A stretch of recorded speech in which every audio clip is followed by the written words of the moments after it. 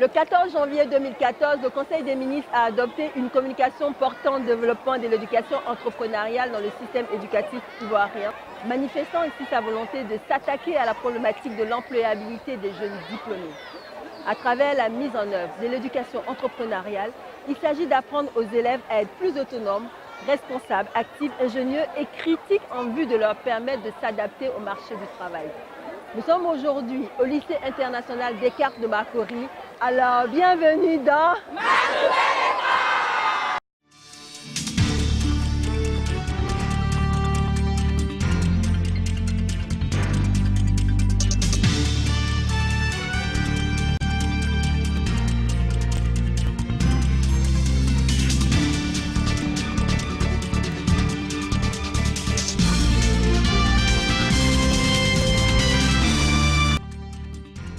Au sommaire de cette émission, la première édition du Forum national de l'éducation entrepreneuriale. Les élèves exposent leur savoir-faire. Le programme d'éducation ciblée, une nouvelle approche pour améliorer le niveau des enfants du primaire.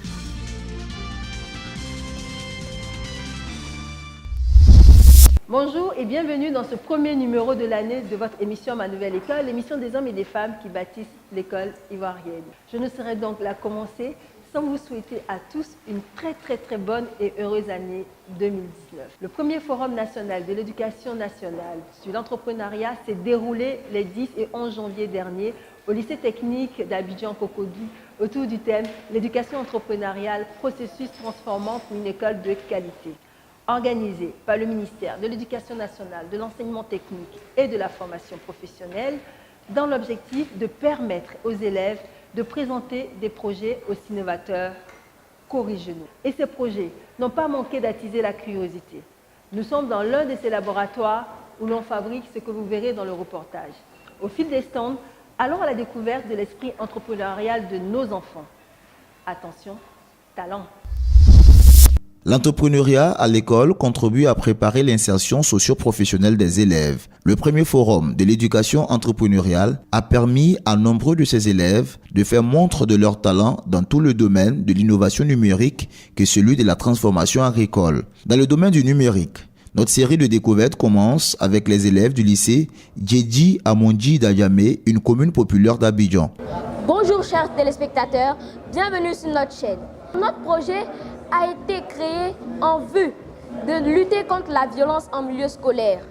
Nous croyons que notre sensibilisation a porté ses fruits car l'année dernière, pour le premier trimestre, nous avions perdu 14 jours de cours et 8 demi-journées. Et cette année, nous n'avons perdu que 2 jours de cours et 1 demi-journée. Alors nous croyons que notre projet a porté ses fruits. Au niveau de l'entrepreneuriat, au niveau de la Web TV, nous avons commencé à développer l'éloquence avec les professeurs de français. Et les enfants savent se tenir désormais. Et surtout, les enfants commencent à embrasser le métier de communication. Puis c'est au tour des élèves du lycée Jeunes Filles de Boaké de nous présenter le projet numérique de l'équipe élèves expertes visant à coacher leurs camarades filles enceintes ou ayant des moyennes en dessous de 10,50. Notre projet intitulé 3E, c'est-à-dire Équipe des élèves experts, a pour but d'éradiquer l'exclusion scolaire. Notre projet vise à aider les filles enceintes et les filles ayant obtenu une moyenne trimestrielle inférieure à 8,50. Pour les filles enceintes, nous nous déplaçons chez elles à la maison pour copier les cours, leur expliquer comment le cours s'est passé, comment faire les topos pour pouvoir retourner en classe plus facilement et mieux se rattraper au second trimestre. Un peu plus loin, les élèves du lycée moderne d'Abobo, quant à eux, sont venus présenter leur projet d'impression de billetterie. Le leader nous en dit plus. Après l'inscription en ligne sur la plateforme DSPS, l'élève doit valider son inscription en payant les frais annexes à l'intendance pour avoir accès à son billet d'entrée.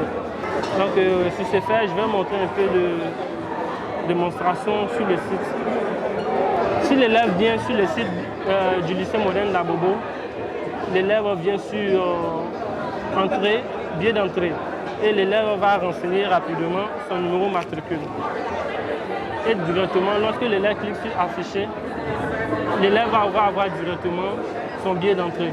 Le forum, c'est aussi et surtout la mise en valeur de l'ingéniosité de nos enfants dans la fabrication et la transformation de plusieurs produits. Les jeunes filles du lycée Sainte-Marie de Cocody ont développé un savoir-faire impressionnant dans le domaine de l'art ménager. Bienvenue à la maison d'art ménager du lycée Sainte-Marie.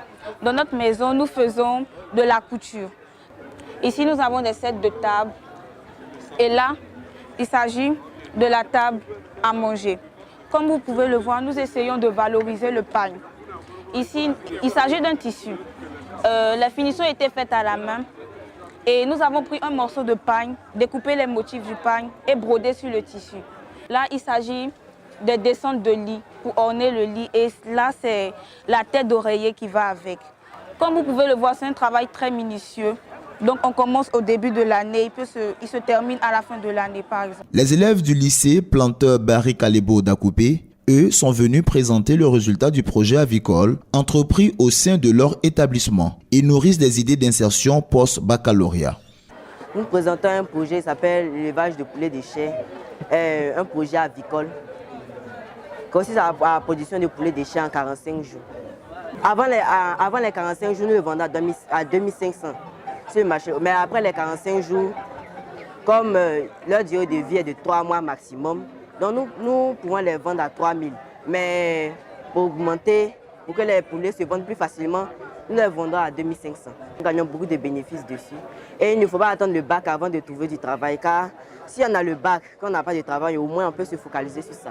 Chaque année, nous produisons du poulet et dont la vente nous aide d'abord pour alimenter la cantine de l'établissement et ensuite, avec le produit de la vente, le COGES qui est notre partenaire aide également au niveau de la pédagogie, aide à l'enseignement. Les élèves du lycée d'Eka de Makori ont présenté plusieurs projets aussi bien dans le numérique que dans l'agro-pastoral et la cuisine. À l'école là-bas, nous avons le même système scolaire que tous les élèves ivoiriens. Mais seulement nous avons un cours d'entrepreneuriat. Ici, on fait la pâtisserie. Nous sommes nombreux qui sont seulement en seconde. Ce n'est pas forcément tout le monde qui va sortir de l'université qui aura du travail. Là, nous pouvons aller aller en pâtisserie, en boulangerie pour pouvoir promouvoir. D'ici là, on peut avoir un boulot. C'est pour plus nous enrichir, quoi. Excusez-moi, nous avons un stand ici qui présente les jus, des cocktails et des cacao. Vous pouvez déguster en plus. Le jus il est très bien fait et très bien fait par nous. N'est-ce pas bon?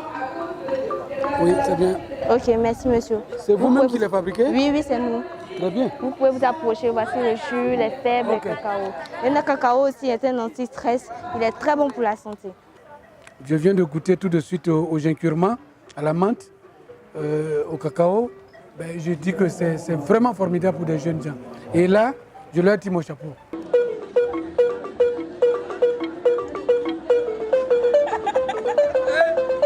Au regard de ces potentialités développées par tous ces élèves, se pose la question de la compatibilité au sein des établissements des cours avec l'exercice des activités entrepreneuriales. Pour lever nos doutes, rendez-vous a été pris au sein du lycée des Cadres pour mieux comprendre comment cela s'organise. À notre arrivée au sein de l'établissement, nous retrouvons nos exposants dans leur labo de fabrication de chocolat et de cocktails de jam-jam. Sur place, ils bénéficient de l'encadrement d'un expert chimiste dans la transformation. Ce dernier nous situe sur les contours du travail de transformation des élèves. Prenez du temps à écraser.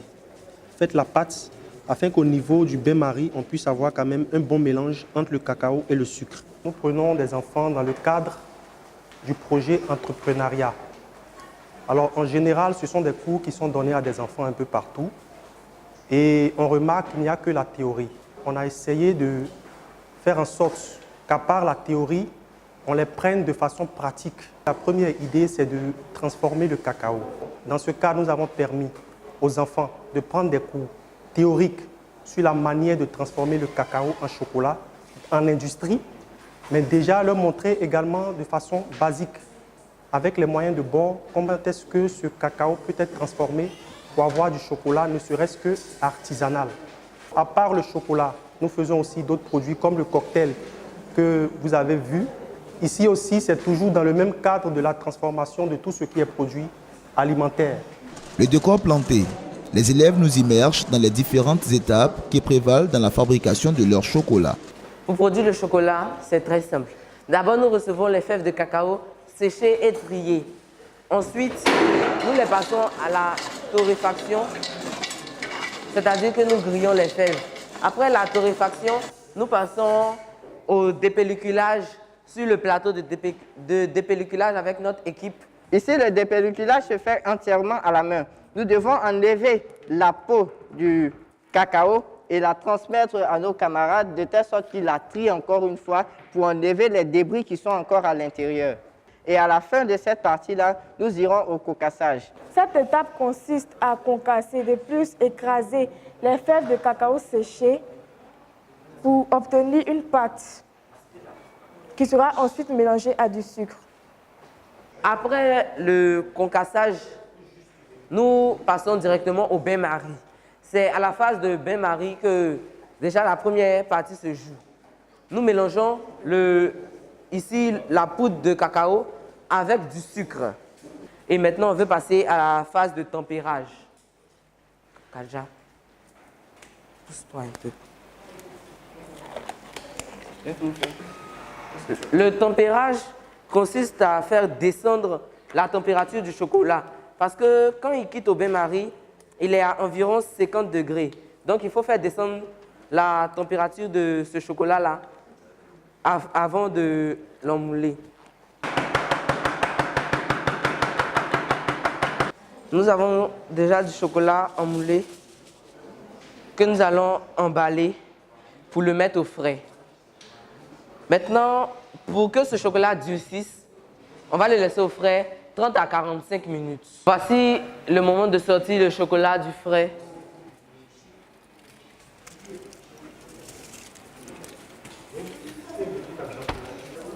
Les chocolats de petit format emballés et les chocolats de grand format. Puis vint le tour du groupe de fabrication de cocktails. Avec eux également, les procédures sont précises. Ici, nous avons la première étape qui consiste à stériliser les bouteilles. La stérilisation des bouteilles est une pratique qui consiste à éliminer tout ce qui est microbes au sein des bouteilles. Nous avons aussi la stérilisation des capsules, qui est l'une des phases les plus importantes. Ensuite, nous avons le jus. Ici, nous avons du gingembre qui est déjà broyé et mélangé avec de la menthe. Ensuite, nous allons ajouter du curcuma au duo. Nous allons faire passer ce jus-là dans une autre étape. Ici, le jus est en train d'être filtré à l'aide d'un tamiseur. Cette partie est l'une des plus importantes de notre transformation. Nous remplissons notre bouteille avec du jus à l'aide d'un entonnoir. Ensuite, nous allons passer au capsulage des bouteilles. Le capsulage des bouteilles consiste à fermer les bouteilles à l'aide d'un encapsuleur. Après avoir fermé les bouteilles, le jus et les bouteilles, en plus des capsules, sont remis au bain-marie afin de chauffer le tout avant de les remettre dans de l'eau froide. Cette étape-là est aussi importante dans la conservation de notre jus. Voici le produit de tout ce travail. Nous avons un cocktail à base de gingembre, curcuma et de menthe. La bouteille est vendue sur le marché au prix de 500 francs. Le fait d'être entrepreneur depuis l'école déjà est une garantie. C'est déjà une belle base pour tout élève, car beaucoup de personnes n'ont pas eu la chance d'apprendre à faire du jus à l'école. Même l'élevage des lapins, la cuniculture, est développée dans cet établissement. Pour bon nombre d'élèves, ces activités entrepreneuriales représentent déjà une forme d'insertion socio-professionnelle encourageante pour l'avenir. Certains lancent des messages à leurs camarades encore hésitants. Aux élèves qui aimeraient participer aux différentes activités entrepreneuriales de leurs écoles, je vous encourage à le faire parce que l'entrepreneuriat ne nous empêche pas d'aller correctement à l'école. C'est juste que certaines personnes vous diront que si vous faites l'entrepreneuriat, vous devez laisser l'école ou bien vous devez laisser l'école pour vous concentrer sur votre projet. Mais je vous assure que moi, en tant qu'entrepreneur au niveau de mon lycée, je n'ai pas abandonné mon école. Le Forum de l'éducation entrepreneuriale tire sa légitimité de la volonté de montrer à la communauté éducative, à la population et aux partenaires de l'école ivoirienne le résultat des travaux et projets portés à maturité par les élèves de Côte d'Ivoire. On en veut pour preuve la cinquantaine de projets proposés par les élèves lors de cette première édition du Forum entrepreneurial. L'éducation à l'entrepreneuriat est aujourd'hui une réalité bien ancrée dans l'école ivoirienne.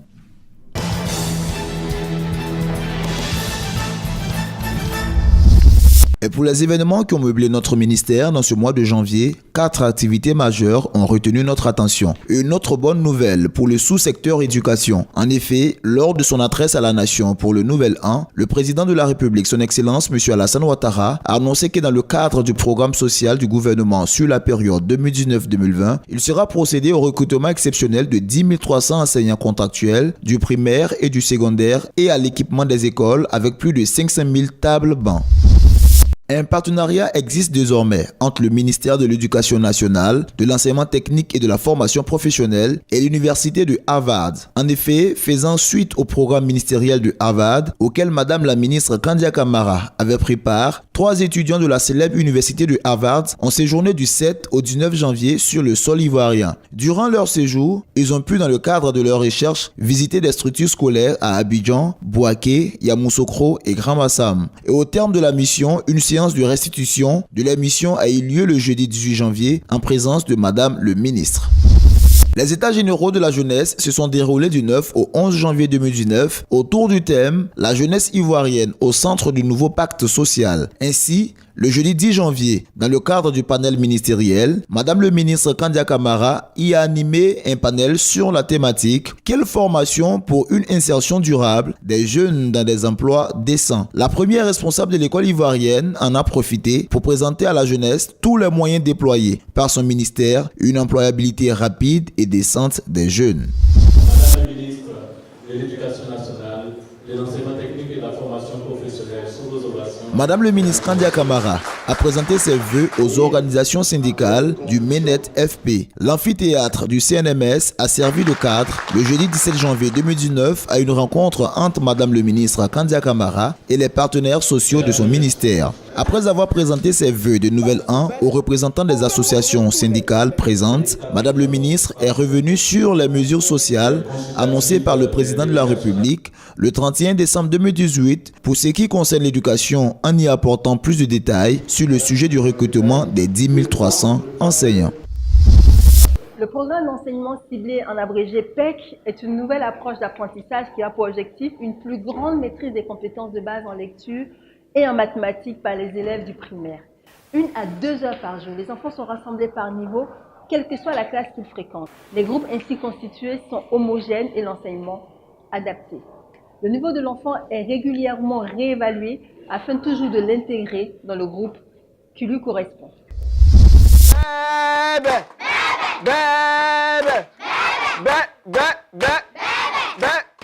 La lecture et les mathématiques constituent des compétences fondamentales dont la maîtrise impacte de façon positive la trajectoire scolaire des élèves et plus tard leur vie professionnelle. Le programme d'enseignement ciblé PEC, particulièrement efficace pour les élèves de classe de CE1 au CM2, est une méthode d'apprentissage conçue pour aider les élèves à maîtriser ces compétences de base. En Côte d'Ivoire, le projet, conçu avec l'appui des partenaires, a débuté avec 50 écoles pilotes dans les zones cacaoyères de Gabiadji et Méagui. Nous nous sommes rendus dans l'une de ces écoles pilotes, à savoir l'EPP Sokoura, située à 12 km de Méagui, chef-lieu de la circonscription. À l'EPP Sokoura, c'est la classe de CE2 du maître Ouattara Siandou qui nous accueille. Le test, ça nous parle de qui? Le test qui est devant vous. Oui, Vincent. Le test nous parle de Fali. Fali a quoi ici? Oui. Fali a une carie dentaire. On doit faire quoi pour éviter les caries? Oui. On doit se brosser les dents. Qui est en train d'examiner Fali? Comment on appelle ce monsieur-là? Comment on appelle ce monsieur? On regarde bien ce monsieur. Oui. Oui, c'est un médecin. C'est un médecin. À l'hôpital, quand on voit, il y a une blouse, c'est un médecin. Mais comment on l'appelle encore, ce médecin-là? Comment on l'appelle encore? Oui?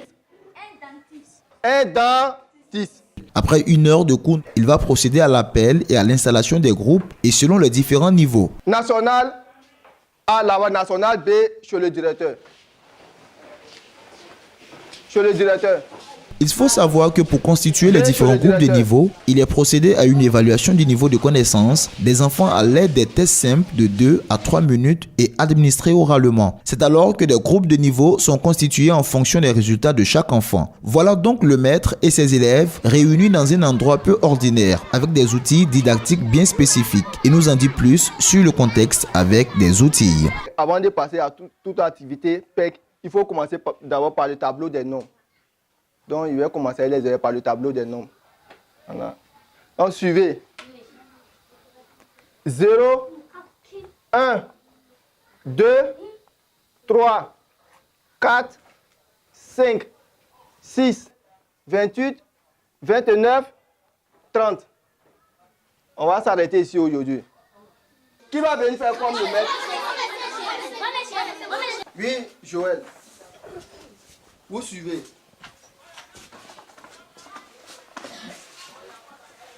0, 1, 2, 3, 4, 5, 6, 7, 8, 9, 10. On comprend dès lors que le programme PEC est un type d'enseignement entièrement tourné vers l'enfant, suivant son rythme avec des cours interactifs et progressifs. C'est pour le petit Joël qui affirme savoir lire maintenant avec le programme PEC. Avant, je ne sais pas compter. Maintenant, je suis venu sur le maître et je sais compter maintenant. Quant à la petite Aminata, elle affirme savoir mieux lire et compter maintenant. Ici, on apprend les mathématiques et je comprends bien. Je suis contente. Ici, je travaille avec les élèves du niveau 1 qui concernent les élèves de CE1, CE2, CM2. Et par rapport à ce niveau, nous avons un effectif au moins de 114 élèves, dont nous avons divisé en 2 groupes. Mon collègue qui prend un groupe, moi je prends un autre groupe. Et moi, le groupe qui est ici actuellement, le groupe se nomme le groupe Choco B. Le niveau commence à s'améliorer. Il y a des élèves qui ont quitté mon niveau pour aller au niveau 2. Il faut dire que les cours PEC même prennent en compte les classes de C1, C2 et CM1. Après le test ASER, maintenant, on va les regrouper en classe PEC. Voilà. Bon, ici, chez nous, à l'école, à Soukoura, ici, comme nous avons un grand effectif, comme en débutant lettres, donc nous avons pris 2 facilitateurs qui s'occupent de ces enfants-là, qui sont en débutant lettres. Voilà, et un autre facilitateur maintenant qui s'occupe des mots et paragraphes et histoire. Les cours donnés dans le cadre de ce programme d'enseignement ciblé se font par des groupes de niveau. Nous trouvons un autre groupe de niveau qui eux aussi sont cette fois dans une classe ordinaire mais avec un tout autre type d'enseignement. Ce sont les élèves du groupe du niveau 1 assis à même le sol en compagnie du maître Kouassi Félix. Ici, le niveau est un peu plus élevé et donc le contenu pédagogique est un peu plus corsé. Écoutez très bien. Quand je vais lire, vous pointez le doigt sur les mots et vous me suivez. Ne répétez pas après moi, hein. Vous me suivez seulement.